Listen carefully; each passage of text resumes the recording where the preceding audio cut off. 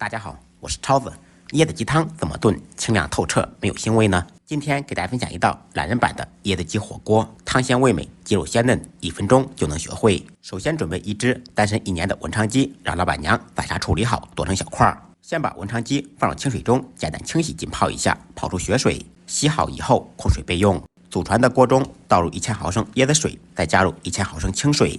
放入切好的椰肉，还有灵魂马蹄，开大火烧开锅。开锅以后煮2分钟，2分钟以后放入洗净的单身小笨鸡，继续开大火烧开锅。开锅以后撇掉浮沫，即便是单身也要注重养生。放入2颗大枣，更加滋补。盖上盖子，开中小火煮8分钟。利用这个时间兑一个料汁，准备3粒大蒜，趁其不备拍匀剁碎。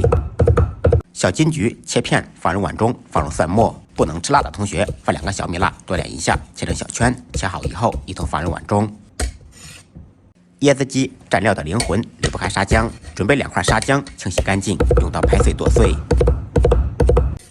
可以再根据个人口味放一点香菜末，倒入豉油，用筷子搅拌均匀，料汁就做好了。8分钟以后掀开盖子，满屋飘香，放入1小勺盐调味，再炖2分钟。出锅之前放入几粒枸杞，一道营养滋补的椰子鸡就做好了。鸡肉打底，可以再放其他自己喜欢吃的蔬菜，汤鲜味美，鸡肉鲜嫩，边吃肉边喝汤，边吃边喊嗷嗷香。没有情人的情人节，就让这一道单身的椰子鸡来陪伴你吧。再忙再累，记得按时吃饭。下期视频见，拜拜。